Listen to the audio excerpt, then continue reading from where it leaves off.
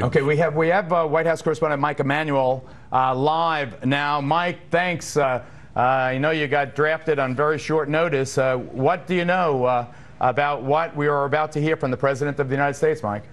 Not a lot at this point, Geraldo. We understand it's a foreign policy-related matter. Of course, there's great speculation it may have something to do with Libya, but honestly, senior White House officials I've spoken with have said it is big, and which we knew, obviously, when you have the President of the United States hastily calling reporters to make a comment at 10:30 on a Sunday evening.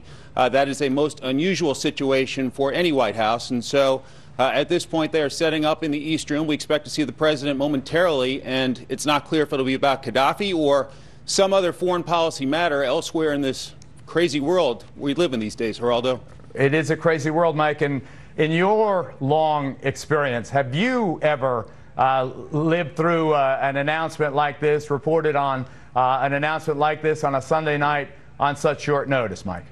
Not at all, Geraldo. You know, in fact, when I heard 10:30 statement, I thought it was going to be 10:30 tomorrow morning, and then all of a sudden it was 10:30 tonight, and White House aides I spoke with said they were not going to give away guidance in terms of specific topic, but they did say it was big and suggested that we get in here this evening, and so here we are, 10:30 on a Sunday evening, waiting the President of the United States, and not quite clear what he will say at this point.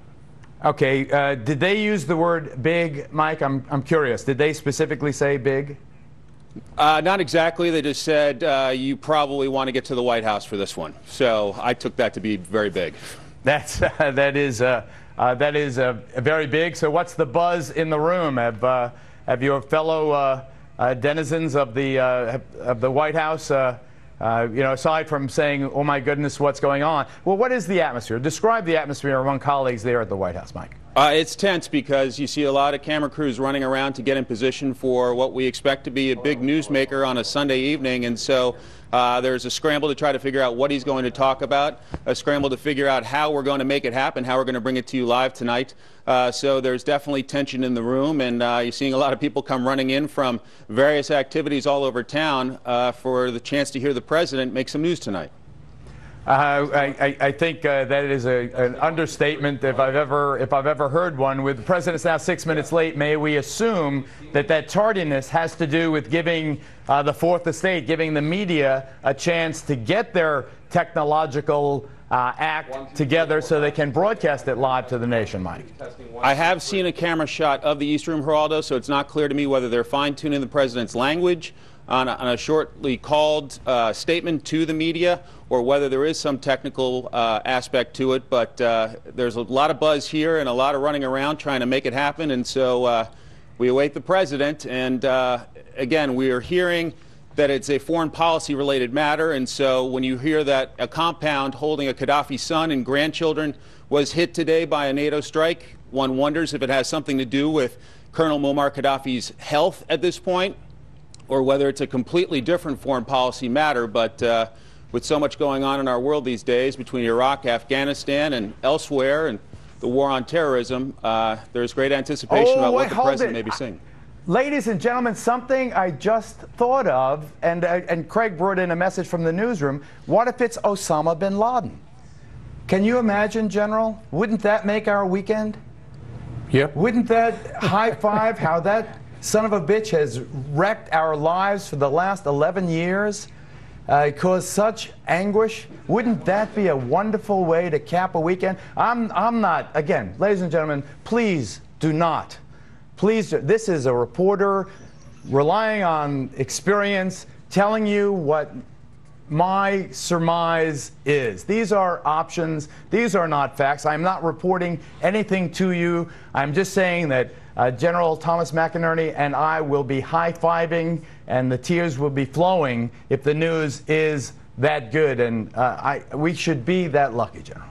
That could be the 1st of May, Geraldo. Lucky day. 1st of May, lucky day would change the whole import of May Day. Wouldn't that be? Wouldn't that be something? I'd only prefer it on Cinco de Mayo, a couple of days. All right, folks. You know, and Mike, I think Mike Emanuel really says it very well. This is something that is new to all of our experience. We think what? What do we think?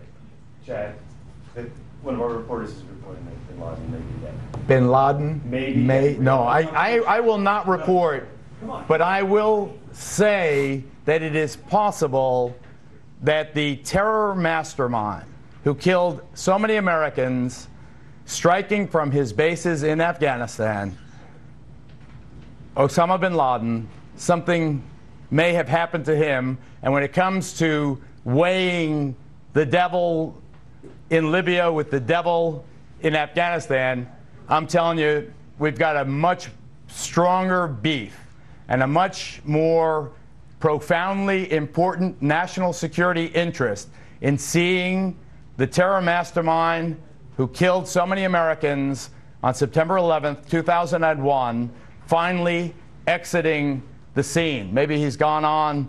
Wouldn't that be nice? And again, this is not a fact. I am not reporting it as a fact, but wouldn't that be nice if it were that? And General, you want to talk about how he's affected your life? I mean, Gaddafi's Gaddafi. He's a schmuck. He's a bum. He's a killer. He took down Pan Am 103. We hate him.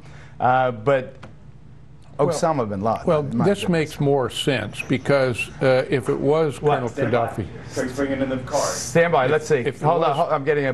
What's this? Quick. If it was Colonel Gaddafi. Chad Pergram. Senior Capitol Hill producer Chad Pergram confirms Osama Bin Laden is dead. Senior Capitol Hill producer Chad Pergram confirms Osama Bin Laden is dead. Can it be, ladies and gentlemen? Could it be? This Chad is one of the best in the business. He really is an extraordinary person. Hold it. Bin Laden is dead. Bin Laden is dead. Confirmed, urgent confirmed. Bin Laden is dead. Multiple sources. Osama Bin Laden is dead. Happy days. Happy days, everybody. Yeah. This is the greatest. Give me a wide shot of the General. This is the greatest night of my career. The bum is dead. The savage who hurt us so grievously. And I am so blessed. I'm so privileged to be at this desk at this moment. Who's on the phone? Chad Pergram on the phone. Chad, you don't have to give away your sources if you don't want to, but tell us everything you know. Chad Pergram, our senior Capitol Hill producer, on the phone right now. Chad, take it away. Chad, are you there? Hello, Chad. Get it punched up. Get it punched. Okay, we're getting it back. We lost the phoner.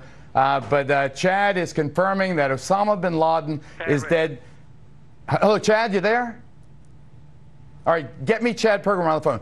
General, from the heart of hearts, response. Very significant. Although he wasn't running the day-in, day-out radical Islamic efforts against this al-Qaeda, it is a symbol, and when we find out how he died, that is very important to our efforts and to the Muslims' efforts. Frankly, the Muslim world ought to be very happy that this person that has created so much turmoil in their world is not with us anymore. You are saying that the Muslim world, but I think that his continued existence on this earth, Osama bin Laden's continued existence on this earth, has represented a continuing humiliation to the United States of America. He defied President George W. Bush 43 and President Barack Obama, President 44, for all this time.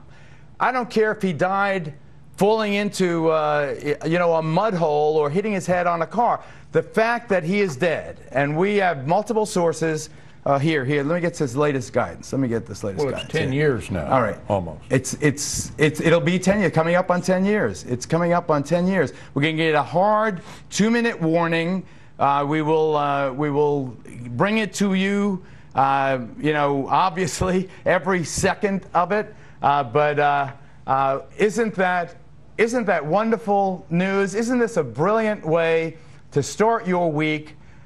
Fox News is confirming our senior Capitol Hill producer Chad Pergram, citing multiple sources, that the terror mastermind, the nightmare, America's long nightmare, how wonderful is it that as we approach the 10th anniversary of September 11th, and I remember my kids' elementary school, we lost at least a half a dozen dads who work for Cantor Fitzgerald and some of these other companies on Wall Street on 9/11.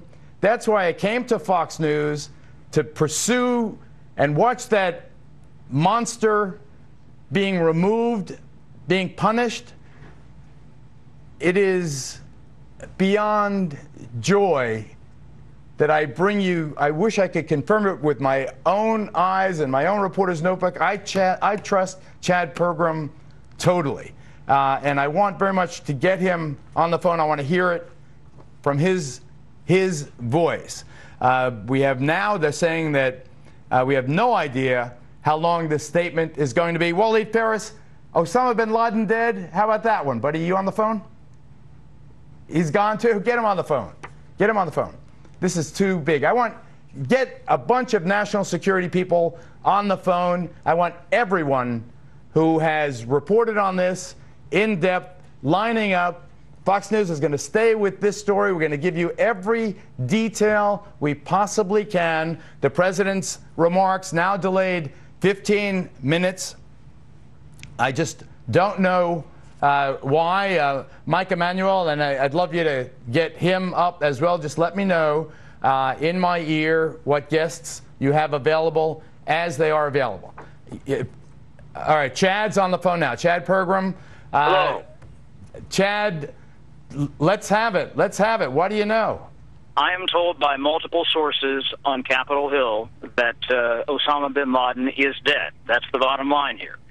We were getting some rumblings of this from other sources, trying to find out if congressional leadership had been briefed, if this was an intelligence matter, a defense matter. Apparently, the top intelligence officials on Capitol Hill have been briefed that bin Laden is dead and that CIA Director Leon Panetta has briefed them.